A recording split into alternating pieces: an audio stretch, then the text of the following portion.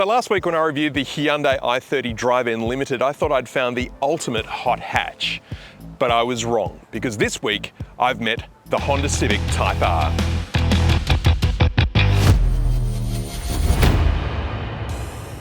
Welcome to Four Wheels in a Seat. My name's Alex Dalrymple, and this is my channel where I review new cars every week. To make sure you don't miss one, hit the subscribe button, and if you enjoy the video, please give me a like. Honda have really raised the bar in terms of what to expect from a non-European hot hatch. They've managed to combine outstanding performance with good looks and a fair amount of refinement. Now, outwardly, this car looks very similar to a regular Civic, but on closer inspection, you'll find that about 2/3 of the panels are different. Starting at the front here, we've got functional air scoops up here on the bonnet. The lower grille is much wider to allow extra air to come in. On the sides here, the front fenders have been flared out to make room for these big fat 19-inch alloys that have got red Brembo brakes. There's no sunroof on this car, and as we move towards the back here, you'll see that the rear fenders are also flared out as well. Hard to miss this giant spoiler on the back, sitting here on aluminium struts. That's a big point of difference. And at the back here, it's more or less the same. We've got a red Honda badge and the triple exhaust there, which makes a nice noise with the engine, but unfortunately does not pop or crackle. The Honda Civic has always had a lot of boot space, and the Type R is no exception. In fact, it takes it to the next level because there is no spare tyre. It's actually got a deeper floor with even more storage space.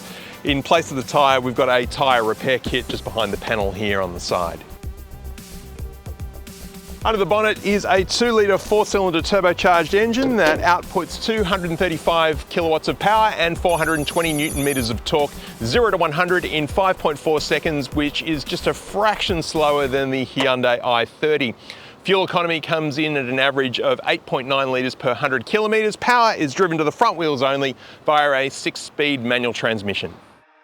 The Civic Type R's interior is certainly a nicer place to be than the i30. It's taken the very nice Civic interior and added some extra sporting flourishes to it. It almost feels on par with Audi or BMW interior. The center console screen is the same as the one in other Civics, but it has a lot of added extra features which can monitor your driving performance, and it is truly one of the most impressive setups I've seen for this kind of thing. You can even compare your own driving ability to Honda's driving professionals, or if you're out on the track, you can compare your performance to other drivers who have been on the same track. It is an outstanding piece of software. There is so much to go through here. We could almost do an entire video just on that. Another design feature I really like is the honeycomb grille going across the middle of the dash here, and the controls for the vents are like little joysticks. And every Civic Type R has its own identifying badge on the front here. This car is number 3696. Moving down the console, the climate controls have been simplified here a little bit. I assume that's to do with saving weight. We've got 2 USB-A ports down there, a 12-volt outlet, wireless phone charging, which for my iPhone 14 Pro does not work so well. I think it's because the camera lenses stick out a little bit, not really allowing for perfect contact on the pad there, so it's intermittent to say the best. We've got some nice Alcantara here on the gear shifter, which, what are these things called anyway? It's almost like a scrotum, I suppose, but it's got red stitching on it. The gear shifter itself has a fantastic feel. It's aluminium, it feels really notchy. It's a nice short throw. It's one of the best feeling gear shifters I've come across, actually. The drive mode selector here just next to it, including the all-important Plus R mode for the track, and you can change easily into the various other drive modes with the rocker switch just next to that. Cup holders here, a nice sort of aluminium type finish here on the lower console, and a tiny little center console bin there, but it does have a nice Alcantara lid on it.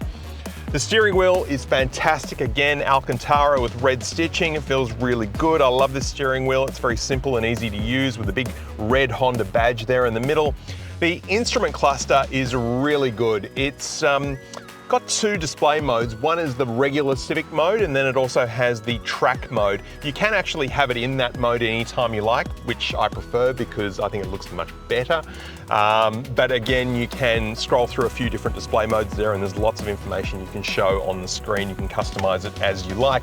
Seating position, really nice and low in the cabin, nice and sporty, but there's still really good visibility out the front, and it's really good in the rear vision mirror too, because the spoiler is so high, it doesn't actually cut your vision in half like a lot of spoilers do. It's actually sitting right on top of the rear windshield there. Visibility through the wing mirrors is just okay. They're a little bit small, and because this car is actually really quite wide, especially with the flared wheel arches, when you're parking in a tight spot, you don't have great visibility on what's going on next to you. That's one little down point there.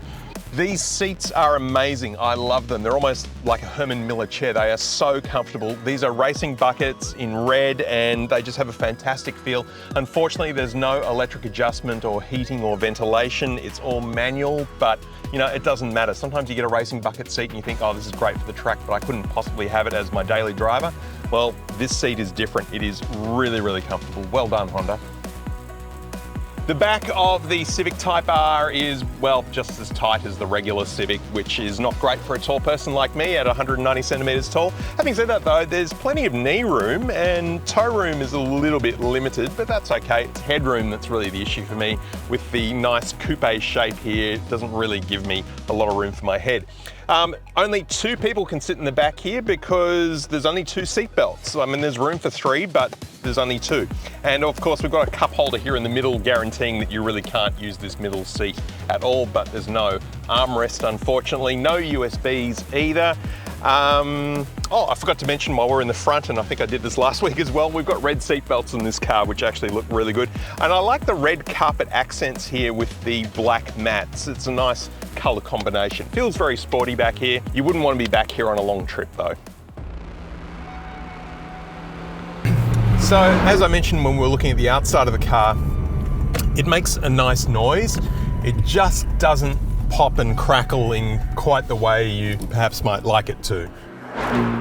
But it is very satisfying using that manual transmission and down changing to slow down, because that makes a nice noise, and it is so smooth and notchy and easy to use. It is just one of the best feeling manual transmissions I've ever used. If you've never driven a manual before, this is a good car to learn how to do it on. However, good luck finding someone who owns a Type R who's going to be willing to give you driving lessons. So the end result of all of that is sort of a refined sportiness. You've got all of the performance, but it's refined enough that you can quite comfortably use this car as a daily driver and not feel like you're breaking your back every time you go over a speed hump. Oh, that cornering is so good. You can just throw this thing around roundabouts and around curves, and it does not complain at all. It's sort of saying, give me more.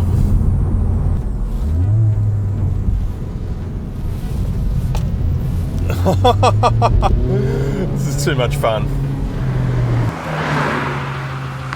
So the drive modes in this car actually really do make a difference. Comfort is perfect for around town. It does take the edge off the sportiness a bit. There's sport mode as sort of an in-between.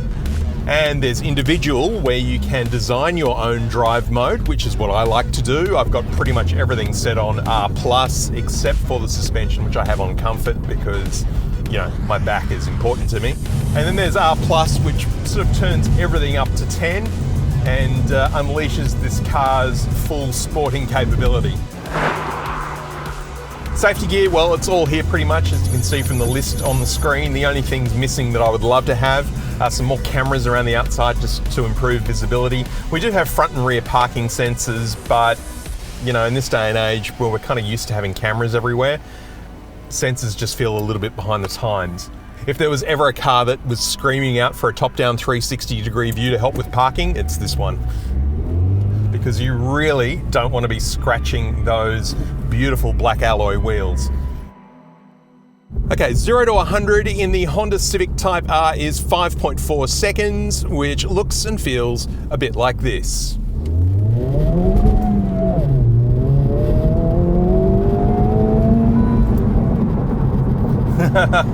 Sort of probably noticed the amount of concentration on my face doing that. Feels like there's a lot going on. So how does the Civic Type R stack up to the other hot hatches I've driven recently? Well, I think it's pretty much at or near the top. I really like this car. I mean, looking back, the Renault Megane RS was back-breakingly firm. The Volkswagen Golf R was good, not as comfortable as this though. The i30N I really like, and it makes a beautiful popping and crackle noise from the exhaust, which this car doesn't do. But I just think in terms of overall daily driving experience, the Type R, it has it all over them. It is so good. It is more expensive than most of them, but you get what you pay for. But just like every other hot hatch on the road, there should be a law saying you cannot buy one unless you take it to the track once a month. That is the rule. The upside of Honda's fixed price model means that there's no ambiguity about the price. It's $72,600, no more to pay, drive away with no negotiation. And that does make it a bit more expensive than some other hot hatches, but a lot cheaper than some European competitors. So if you're thinking about going European, do yourself a favour, take one of these for a test drive, because you might be surprised at just how good it really is.